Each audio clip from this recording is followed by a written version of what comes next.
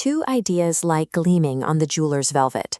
The first is the calculus, the second, the algorithm.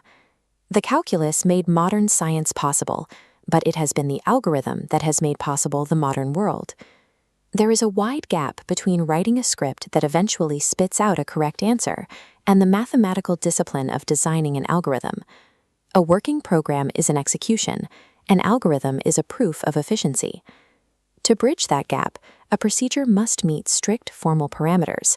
It requires an explicit definition of legitimate inputs and a sequence of instructions that are strictly unambiguous. Every step must be precise enough for a mindless computational device to follow without interpretation. Most importantly, an algorithm carries a mathematical guarantee of termination. The procedure must deliver the required output for any legitimate input in a finite amount of time, never trapping the system in a loop. This diagram from a Nanny Levitin's text outlines the standard flow. Data is fed into the computer, the instructions execute, and the system delivers an output. The foundational challenge of the field arises in the center of that flow. For any single computational problem, multiple distinct sequences of instructions can exist. Because multiple valid paths exist, simply finding one that works is insufficient.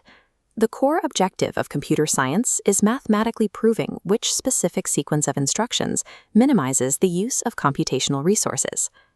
To test and compare different computational architectures, we can use a highly controlled environment. The problem of finding the greatest common divisor, or GCD, of two integers. We will use the explicit test inputs of m equals 60 and n equals 24. We will evaluate three entirely different algorithmic paradigms to solve this exact same problem, analyzing them not by the answer they provide, but by how they process the data. Humanity's attempt to formalize this specific calculation dates back over 2 millennia, originating in Euclid's Elements. The study of algorithmics predates digital computers by centuries. All three methods we are about to test will successfully output the correct answer of 12. However, their internal logic dictates wildly different computational speeds. We'll test human intuition, raw brute force, and exact mathematical optimization. Subjecting these three methods to the same inputs reveals why human intuition falls short and why it must be replaced by rigorous algorithmic analysis. Phase 1 is the intuitive approach, based on the standard middle school procedure for finding a GCD. The mechanism here relies on finding all prime factors of both inputs and then identifying where those factors overlap.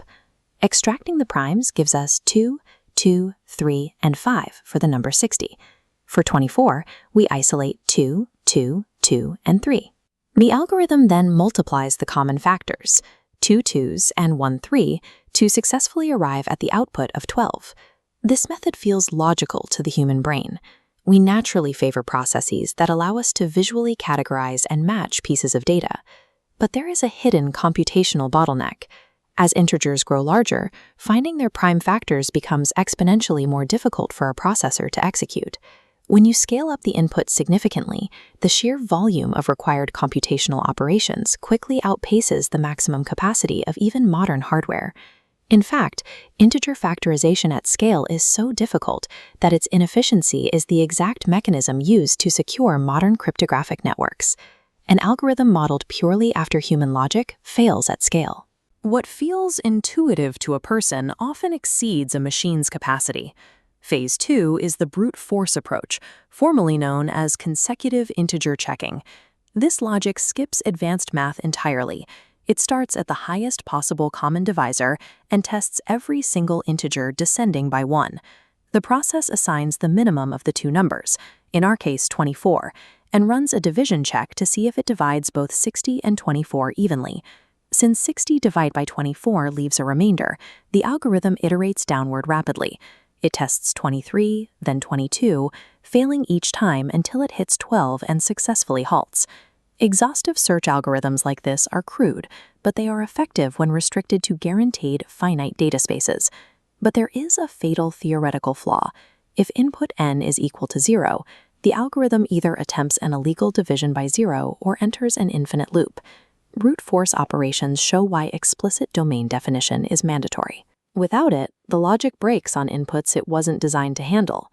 Phase 3 is the elegant optimal, utilizing Euclid's algorithm from the 3rd century BC.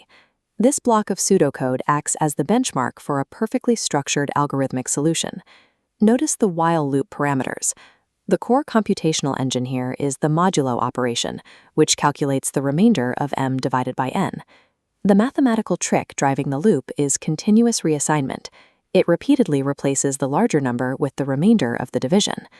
On the first pass of the loop with our inputs 60 and 24, the modulo operation leaves a remainder of 12. The variables immediately shift, outputting a new pair, 24 and 12. The second loop iteration pulls the numbers down again, this time to 12 and 0. Because n has reached exactly 0, the loop triggers its termination condition and returns the final answer of 12. This provides a built-in mathematical proof of termination. Because the second number strictly shrinks with every single modulo operation, the loop is guaranteed to stop. Compare the sheer brevity of this approach. It solved the problem in just 2 steps, bypassing the dozens of iterations required by brute force. Algorithmic elegance is the measure of how effectively a method collapses the computational workload required to reach a result. Pulling back from the math of greatest common divisors reveals the broader landscape of computer science. In mission-critical problem domains like massive-scale sorting, minimum spanning trees, and dynamic programming, this level of optimization is the baseline requirement. To evaluate these systems, computer scientists rely on asymptotic notation, a formal mathematical language represented by big O, omega, and theta. To analyze algorithms at scale, we must move past the exact step counting we use to compare our GCD methods. Instead, we measure the orders of growth. This is the practice of using limits to calculate how an algorithm's running time scales in response to massive worst-case and average-case inputs. This framework strips away human bias, coding variations, and hardware differences. It creates an objective standard for determining which algorithm is superior. Donald Knuth observed that attempting to formalize a process into an algorithm forces a much deeper understanding of the problem than traditional observation. You do not truly comprehend a system until you can express it mathematically as an algorithm.